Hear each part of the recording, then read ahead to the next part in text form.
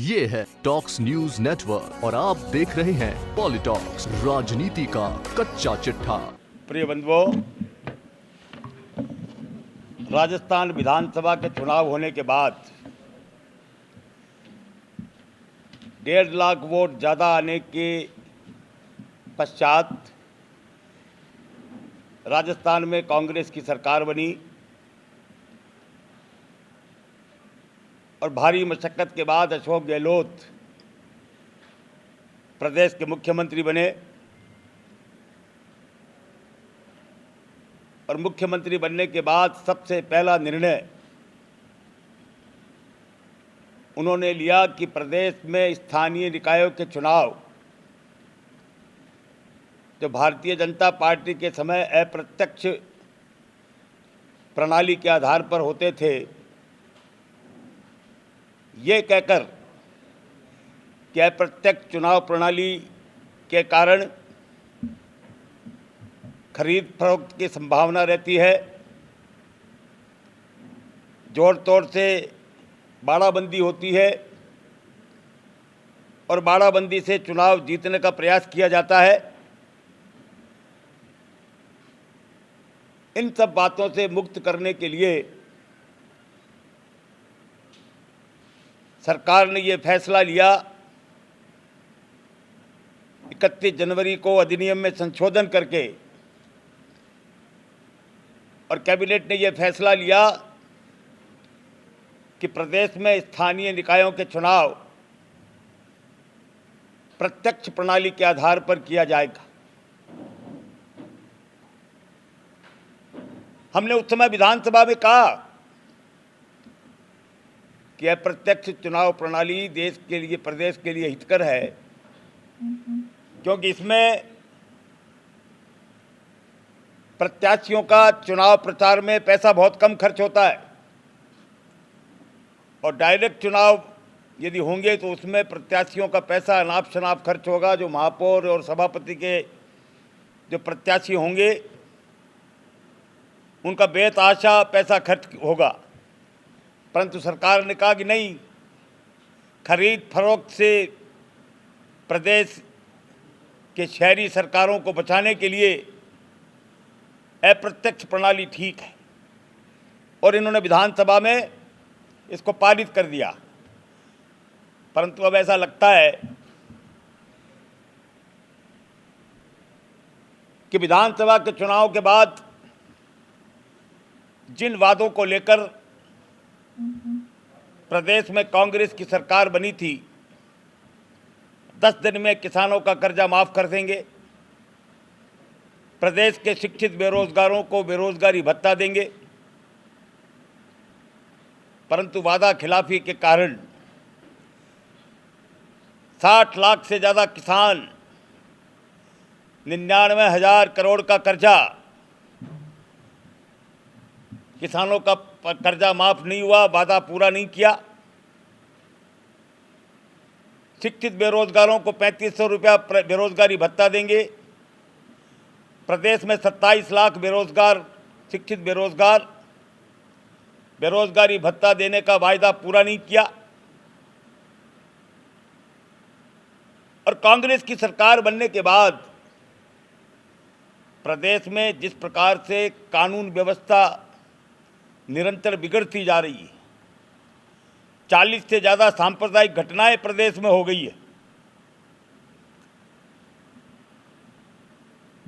महिला उत्पीड़न की घटनाएं, दलित उत्पीड़न की घटनाएं निरंतर बढ़ती जा रही है।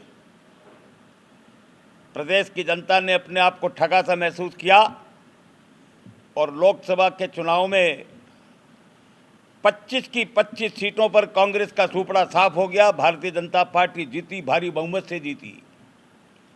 और इतना ही नहीं, हमारे प्रदेश के आदरणीय मुख्यमंत्री जी के सुपुत्र, उनके गृह जिले जोधपुर में भी भारी मतों से पराजित हो गए। और फिर केंद्रीय सरकार को मैं धन्यवाद देना चाहूँगा कि 70 साल में जो काम कांग्रेस की सरकार या अन्य सरकारें नहीं कर सकी, ऐसा काम 70 दिन में भारतीय जनता पार्टी की केंद्रीय सरकार ने किया। कश्मीर में धारा 370 और अनुच्छेद 35A को हटाए जाने का जो शानदार और जानदार काम भारतीय जनता पार्टी की सरकार ने किया, पूरे हिंदुस्तान में राष्ट्रवाद की लहर चल पड़ी और कांग्रेस के लोगों को ऐसा लगा कि यदि प्रत्यक्ष चुनाव प्रणाली से चुनाव होगा तो हमारी लुटिया डूब जाएगी। और उन्होंने यू टर्न लिया, थूक कर चाटने का काम किया। और आज मुझे कहते हुए अफसोस है कि सरकार ने अपने हार के डर से प्रत्यक्ष प्रणाली की जगह अप्रत्यक्ष प्रणाली से स्थानीय निकायों के चुनाव हो, इस बात का निर्णय आज कैबिनेट में लिया है। मैं पूछना चाहता हूं कि क्या अब खरीद फरोख्त का जो आरोप उन्होंने लगाया था, अब क्या खरीद फरोख्त नहीं होगी? मैं पूछना चाहता हूं, उन्होंने कहा कि जोड़ तोड़ की राजनीति और बाड़ेबंदी होगी, तो क्या अब जोड़ तोड़ की राजनीति और बाड़ेबंदी नहीं होगी? मैं पूछना चाहता हूं सरकार से कि उन्होंने कहा कि उस समय कहा था कि हॉर्स ट्रेडिंग होगी, अब क्या हॉर्स ट्रेडिंग पर प्रतिबंध लग जाएगा? केवल और केवल अपनी हार के भविष्य को देखते हुए कांग्रेस ने ये मूर्खतापूर्ण निर्णय लिया है। पर मैं ये बताना चाहता हूं कि प्रदेश की सरकार की वादा खिलाफी के खिलाफ प्रदेश की जनता ने अपना मानस बना लिया है। लोकसभा के चुनाव में आप लोगों ने देख ही लिया, स्थानीय निकायों के चुनाव हो या पंचायती राज के चुनाव हो, जितने भी चुनाव राजस्थान की धरती पर लड़े जाएंगे, चाहे वो राजस्थान विधानसभा के उपचुनाव हो, चाहे स्थानीय निकायों में नगर निगम, नगर पालिका, नगर परिषदों के चुनाव हो, और चाहे पंचायत राज में सरपंचों के चुनाव हो, पंचायत समितियों के चुनाव हो, चाहे जिला परिषदों के चुनाव हो, सब चुनाव में कांग्रेस का सुपड़ा निश्चित रूप से साफ होगा। क्योंकि आज जिस प्रकार की प्रदेश की कानूनी व्यवस्था है, गृह मंत्री खुद अशोक गहलोत हैं, और आज जिस प्रकार से कानून व्यवस्था निरंतर बिगड़ती जा रही है, 40 से ज़्यादा सांप्रदायिक घटनाएं प्रदेश में घटित हो गई। गंगा जमुना तहजीब के नाम से हमारा जयपुर शहर जाना जाता है। कांग्रेस की सरकार बनने के बाद 9 इस प्रकार की घटनाएं जयपुर शहर में हो गई, और कांग्रेस मुस्लिम तुष्टीकरण की नीति के कारण बहुसंख्यक समाज को आतंकित करने का निरंतर प्रयास कर रही है। हमारे प्रदेश के मुख्यमंत्री अपनी सत्ता को बचाने के लिए 86 बार मुख्यमंत्री बनने के बाद अभी तक दिल्ली में 86 बार 86 टाइम्स दिल्ली में दिल्ली दरबार में ढोक लगाने के लिए जा चुके हैं। प्रदेश में कानून व्यवस्था निरंतर बिगड़ती जा रही है, इसके बारे में उनका कोई दिशा नहीं है, कोई लाइन नहीं है। इसलिए मैं कहना चाहूँगा कि चाहे वो प्रत्यक्ष चुनाव से प्रणाली से चुनाव करवाएं, चाहे अप्रत्यक्ष प्रणाली से चुनाव करवाएं, प्रदेश की जनता तो अपना मानस बना चुकी है। जो 2 विधानसभा के चुनाव में उपचुनाव हो रहे हैं, उसमें भी भारतीय जनता पार्टी जीतेगी, स्थानीय निकाय के चुनाव में भी जीतेगी, और पंचायत राज के चुनाव होंगे उसमें भी जीतेगी। और कांग्रेस ने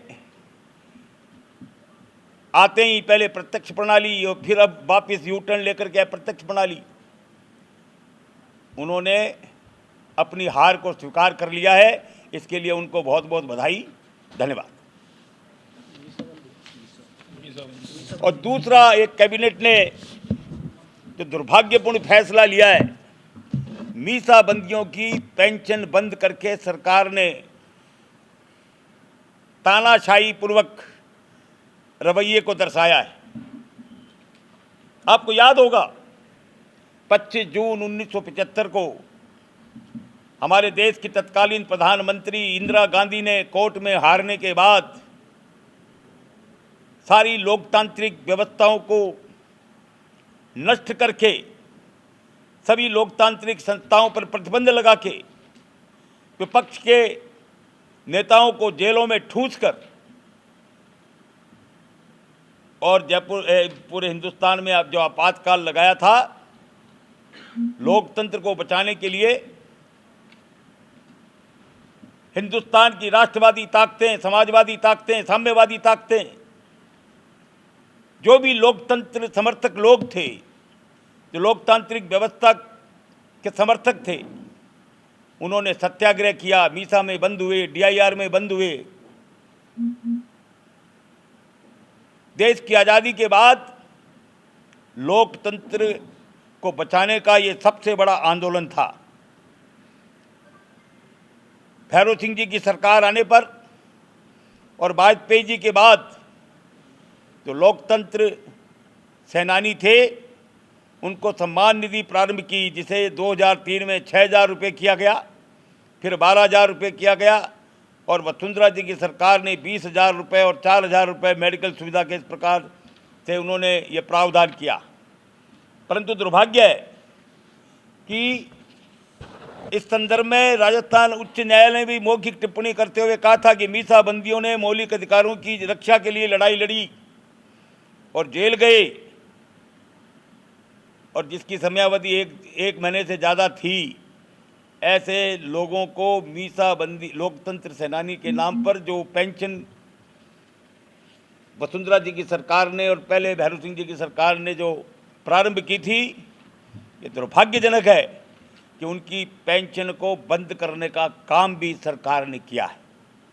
एक तरफ कांग्रेस की नेता सोनिया गांधी, उन्होंने कहा, स्टेटमेंट दिया कि आपातकाल लगाया जाना कांग्रेस की भूल थी, और उस समय जो आपातकाल लगाया गया उसके लिए कांग्रेस पार्टी क्षमा चाहती है, माफ़ी चाहती है। और एक तरफ जिन्होंने लोकतंत्र को पुनर्जीवित करने के लिए संघर्ष किया, उनकी सरकार, कांग्रेस की सरकार ने ऐसे लोगों की पेंशन बंद करने का निर्णय किया है। ये लोकतंत्र के साथ मजाक है, ये तानाशाहीपूर्ण रवैया है। भारतीय जनता पार्टी इसकी कटु शब्दों में निंदा करती है, और हम ये चाहेंगे कि कांग्रेस अपने इस लोकतंत्र विरोधी निर्णय पर पुनर्विचार करे और इस निर्णय को वापस ले। और यदि कांग्रेस ने इस निर्णय को वापस नहीं लिया तो प्रदेश की जनता इसको देख रही है, वो जनता माफ नहीं करेगी, और जल्दी ही इसका बदला प्रदेश की जनता लेगी। धन्यवाद।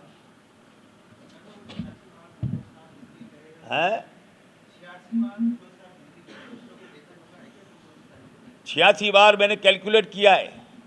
जब से मुख्यमंत्री बने हैं अशोक गहलोत, पहले मुख्यमंत्री जी की दौड़ में वहाँ पर रस्साकसी, कभी राहुल गांधी से भेंट, कभी सोनिया गांधी से भेंट, कभी प्रियंका गांधी से, और फिर जब मुख्यमंत्री बन गए तो मंत्रिमंडल में किसको लें, उसके लिए रस्साकसी, दिल्ली के दौरे। जब मंत्री बन गए तो उनको विभाग कौन कौन से दिए जाए, इसकी रस्साकसी, उसके लिए फिर दिल्ली की दौड़। और जब विभाग दे दिए तो मंत्री को कमरा कौन सा मिले। सचिन पायलट जी चाहते थे सीएम हाउस में, वो सीएमओ में उनको कमरा मिले, परंतु गहलोत साहब नहीं चाहते थे, क्योंकि वो अपनी सत्ता में भागीदारी नहीं चाहते थे। उन्होंने सीएमओ में उनको ऑफिस नहीं दिया। इसके लिए दिल्ली की दौड़, यानी पहले खुद मुख्यमंत्री बनने के लिए दौड़, फिर मंत्री किसको बनाया जाए इसके लिए दौड़, फिर मंत्रियों को विभाग कौन सा दिया जाए इसके लिए दौड़, और फिर मंत्रियों को कमरा कौन सा दिया जाए, कहाँ दिया जाए, इसके लिए दौड़, और फिर सचिन पायलट कहीं सीएमओ में नहीं घुस जाए, इसके लिए दौड़, और उसके बाद अपनी कुर्सी बचाने के लिए, अपने बेटे को वो टिकट दिलवाने के लिए दिल्ली की दौड़, और फिर लोकसभा के चुनाव में क्यों हारे इसके लिए दौड़, और अब ये स्पष्टीकरण देने के लिए कि कानून व्यवस्था क्यों बिगड़ रही है इसके लिए दौड़। तो ये तो बेचारे मुख्यमंत्री बनने के बाद एक पैर दिल्ली में, एक पैर जयपुर में, 86 बार मैंने कैलकुलेट किया है, 86 टाइम हमारे मुख्यमंत्री जी दिल्ली दरबार में ढोक लगाने के लिए दिल्ली में रहे। धन्यवाद। हैं? अब शतक तो गहलोत साहब के हाथ में है, अब उनको यदि थोड़ी बहुत शर्म आएगी तो शतक पूरा नहीं होगा, नहीं तो शतक तो पूरा होगा ही। 90 के शिकार भी हो सकते हैं।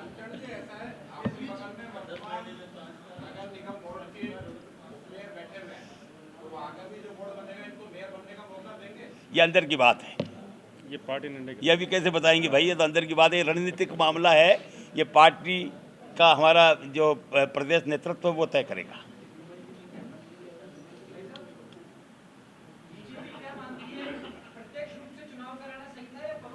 देखिए, जहाँ तक भारतीय जनता पार्टी का सवाल है, मैंने पहले भी कहा और फिर कहना चाहता हूँ कि प्रदेश की जनता अपना मानस बना चुकी है, चाहे प्रत्यक्ष प्रणाली से चुनाव कराओ, चाहे अप्रत्यक्ष प्रणाली से कराओ, या कहीं और प्रणाली कोई हो तो उसको भी ईजाद कर दो, भारतीय जनता पार्टी जीतेगी, निश्चित रूप से जीतेगी। और कांग्रेस का छूपड़ा साफ जिस प्रकार से लोकसभा के चुनाव में हुआ, वैसे ही स्थानीय निकाय और पंचायत राज के चुनाव में होगा।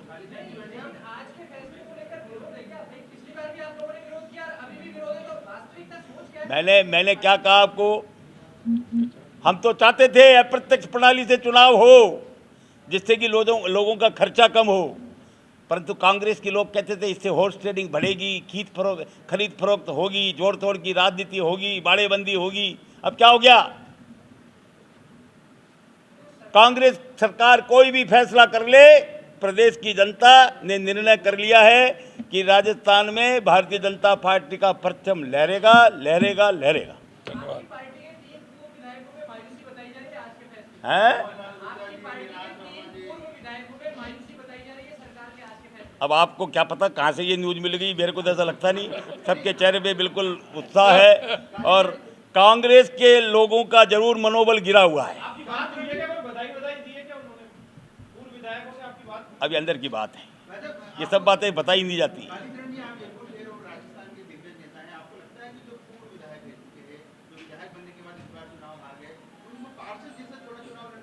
देखिए, लोकतांत्रिक व्यवस्था में सबको अधिकार है, पर ये निर्णय प्रदेश का नेतृत्व करेगा कि किसको चुनाव लड़ना चाहिए, किसको नहीं लड़ना चाहिए। अभी कहना जल्दबाजी होगी। व्यक्तिगत राय नहीं होती है राजनीति में। राजनीति में जो पार्टी की राय वो हमारी राय। मैंने क्या कहा, ये पार्टी की राय जो हमारी राय। धन्यवाद। ये है टॉक्स न्यूज नेटवर्क और आप देख रहे हैं पॉलिटॉक्स, राजनीति का कच्चा चिट्ठा।